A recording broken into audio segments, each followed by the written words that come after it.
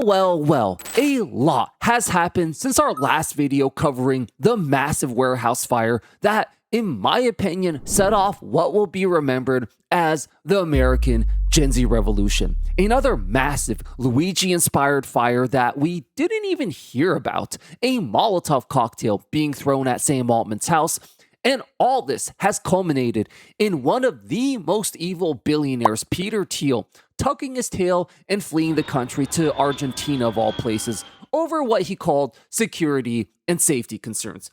In what seems like just a few short years, a blink of an eye, really, Gen Z has gone from being perceived as a soft and lazy snowflake generation to the ones literally burning down the worlds and starting revolutions, striking fear in the hearts of even the most powerful billionaires. We are truly on the cusp of some major transformative changes here.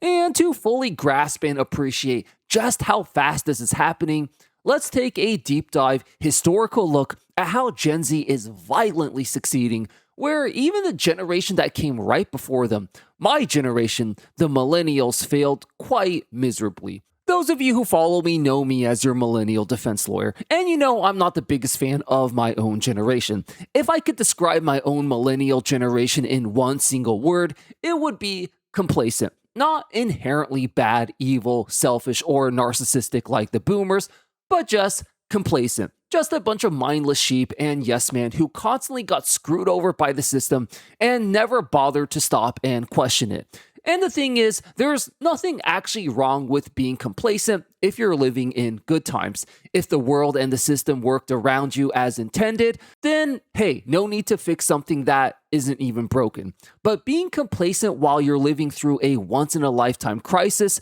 yeah, that's going to be a recipe for disaster. But to be fair to my generation, there was one single time ever, when we did try to fight back against the boomers, and it didn't go so well. The year was 2011. Our whole generation got screwed over en masse by the 2008 financial crash, and we were constantly getting gaslit and lied to by our boomer parents and the boomer media that this was just some ordinary recession that would pass in 6 months or something like that. Yeah, I'm not kidding. That was literally the narrative back then. In fact, the boomer advice back then was, hey, this is an even better reason to just go to college. By the time you graduate, the job market will have recovered and you'll have avoided the recession entirely. Yeah, we all saw how well that advice turned out. Aged like milk doesn't even do it justice. Anyways, for a short couple of months, a growing group of frustrated and disgruntled millennials did eventually stage a peaceful protest that you may have heard of called Occupy Wall Street. For a couple weeks or so, young millennials lined up in mass organized crowds, holding up the typical signs and demanding better economic conditions for all of us.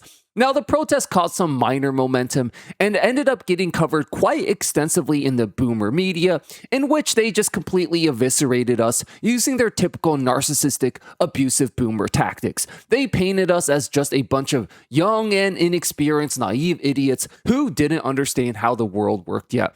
They told us we were lazy, entitled, just didn't want to work hard, which, yeah, sounds really familiar, doesn't it? You can find articles and narratives from the delusional boomer media going all the way back to Gen X, telling every generation that came after them that we were just lazy for not wanting to suck up, kiss ass, and be grateful for working for their dogshit minimum wage jobs. And as much as it pains me to say this, the boomer abuse and gaslighting of millennials did unfortunately work. After a couple of weeks or months of shitting on us all over the media, the protest eventually fizzled out. The movement died, and Occupy Wall Street will ultimately never be remembered as a major event in history. It even worked with my millennial peers. I remember a lot of them just accepting and eating the boomer shit sandwich with no will or conviction to stand up for themselves and fight back. Now, here in 2026, 15 years later, and this recession that was supposed to be over in 6 months still hasn't recovered yet. And in fact, it's actually even gotten much worse than that. There is no doubt in my mind that as bad as we millennials had it, Gen Z somehow has it even worse than us. Because although it was about as impossible to get a job back then, at least stuff was reasonably affordable back then. Rent was reasonable, food wasn't that expensive, and if you were really creative, you could find a way to survive on the bare minimum.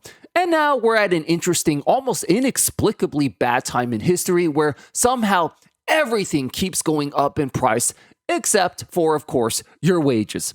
But this insane pressure cooker that's been building within Gen Z for years now might have just come with a silver lining. 15 short years after the failure of Occupy Wall Street, Gen Z seems to be destined to finish the mission. And I just gotta say, guys, I couldn't be more proud of y'all. Change typically takes time, decades, sometimes even centuries. A lot of people who fought for change throughout history never even got to see the change they fought for ultimately come to fruition. So the fact that things are moving this fast and this radically gives me some serious hope, guys. Dare I say, hopium. Now, all around the world, starting in Nepal and gradually spreading like wildfire to Morocco, Bulgaria, Bangladesh, and beyond, Gen Z revolutions have been relentlessly and sometimes violently terrifying the boomer elites. Governments have been overthrown, regimes have been changed, and new horizons are currently being built. Sometimes this has happened violently, but not necessarily always. The mass protests in Bulgaria, for example, weren't violent at all, but they still overthrew the corrupt prime minister and paved the way for serious reform. According to the Carnegie Endowment for International Peace, as of March 2026, there have been at least 120 significant anti-government protests in no less than 73 countries over the last 12 months, the largest figures since 2017. Hey guys, just wanted to let you know that we recently partnered with Millennials to finally launch the official Philosophical Gamer merch store, where we got a lot of t-shirts with many of our iconic punchlines that I know you guys are going to absolutely love. Millennials is also our way of being the change we want to see in the world. It's a worker co-op I started with a few young artists, meaning that unlike an evil capitalist boss who pays them a low wage while scraping all the profits for myself, the artists themselves will actually be paid the overwhelming majority of the profits we make from these shirts. Now, I get that not everyone can afford merch, especially in this economy, so a simple like and subscribe would also go a long way in helping us achieve our mission of taking down this evil, corrupt system. Thank you all so much. Let's do this together. So, with all that being said, however, all eyes are now on America, because once this inevitably happens in America, that's when the dominoes truly begin to fall. Now, per usual, there's always the same snarky, narcissistic boomers in every comment section, trying to push the same lazy, entitled narrative. Gen Z in America would never do this. Y'all live way too privileged lives, you can't even put your phones down. And here's where boomers are projecting their own stupidity, naivety, and lack of life experience. Yes, boomers literally still lack life experience, despite being in their 70s now, because all their life experience came in a completely different time and era, none of which is really relevant in the modern day and age anymore, which is why all their advice on just about everything is so damn horrible. So let's educate them on the facts just a bit here. The Fourth Turning is one of the best and most well-respected books on the issue of analyzing generational differences. It argues that you will have far more in common with your generational cohort than any other demographic line such as race, nationality, or gender. In other words, a Gen Z in the West likely has far more in common with a fellow Gen Z in Nepal or Morocco than a boomer or Gen Xer who grew up in the same country as him. And this largely checks out in our real lived experiences as well. These shitty economic conditions have pretty much universally hit Gen Z across all countries and borders, with of course some places being hit harder than others. But we're all headed in the same general direction. When you combine this with the 3.5% rule, which is a well-known and well-studied concept in political science that states it only takes 3.5% of a population to rise up and revolt to be able to overthrow any corrupt regime or system. What's crazier about this is that it doesn't necessarily even have to be through a violent revolution. In fact, non-violent movements actually have a 2 times higher success rate than violent ones. But let's be clear about one thing. Nonviolent in this context does not mean quote-unquote peaceful protest, where you hold up a cute sign at a rally and call it a day. We all know that doesn't accomplish anything. We're talking far more serious methods, like organizing a nationwide general strike, refusing to work and crippling the economy, refusing to pay rent in mass as a way to protest a parasitic landlord class. And hey, refusing to work and refusing to pay rent? These are all things that are literally already second nature to Gen Z anyways. All you guys got to do at this point is just find a way to mobilize and organize it so that it hits them at their most vulnerable points. And it appears this is already silently beginning to happen right now. I want to go back to the most evil billionaire Peter Thiel fleeing the country, citing what he claims to be security concerns. Now, this is the same guy who hesitated for a very uncomfortable amount of time when asked if he wanted to see humanity continue to exist. You would prefer the human race to endure, right?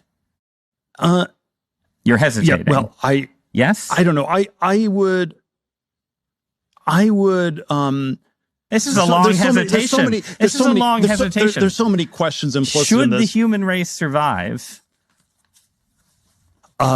Yes. Okay. But when you combine this with all the shady and downright evil practices of his company Palantir, this guy just might be the literal worst of them all. This guy might just make Elon Musk, Jeff Bezos, and Bill Gates look like a bunch of saints. So the fact that the Gen Z revolution has already driven him out of the country, I think, is a sign that the American Gen Z revolution has already begun. Remember the 3.5% rule. All it takes is a few Luigi incidents here and there to scare these evil and corrupt corporate overlords away. You don't necessarily need an entire mob of angry pitchforks and torches, though the way things are going right now, that's certainly a possibility at some point too, especially if things continue to get worse.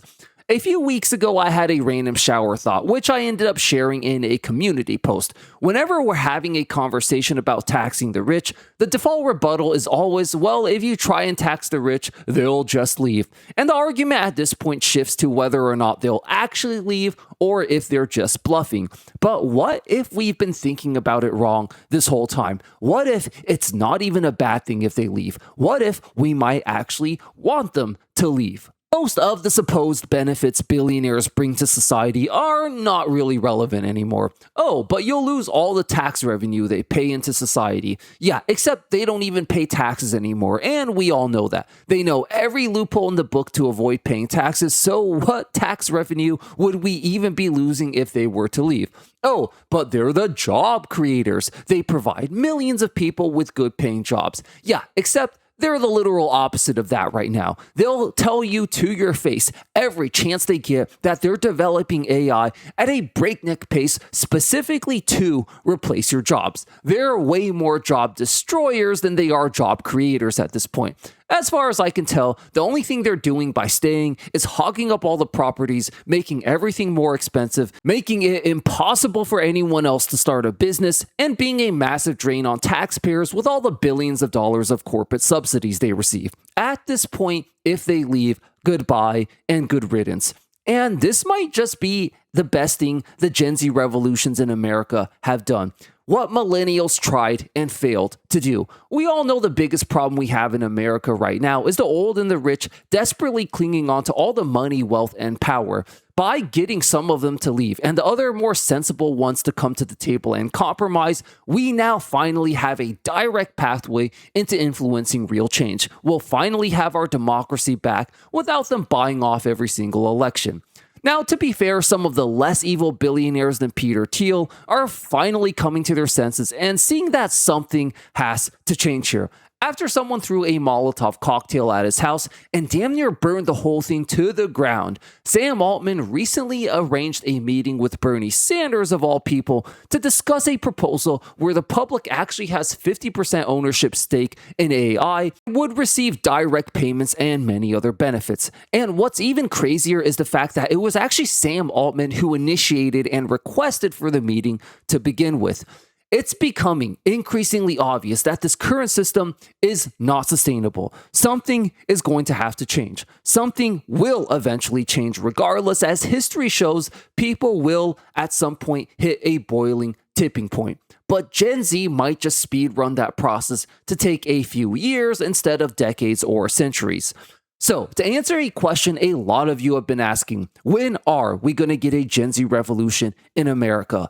Well, the answer might just be we are already in one right now as we speak. It's just happening in a more silent but equally brutally effective fashion. We're already seeing the most evil billionaires flee in fear. We're seeing young people winning elections across the country at record rates.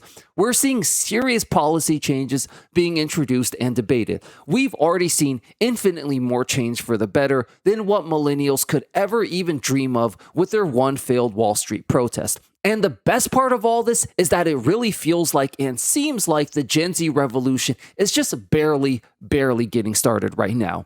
This Gen Z revolution began with a massive warehouse fire that caused $500 million in damages for an evil corporation that refused to pay their workers a living wage. This was a watershed event that might just go down as a major turning point in history. We cover this explosive event in depth in this video right here. Check it out. I'll see you there. Thanks for watching.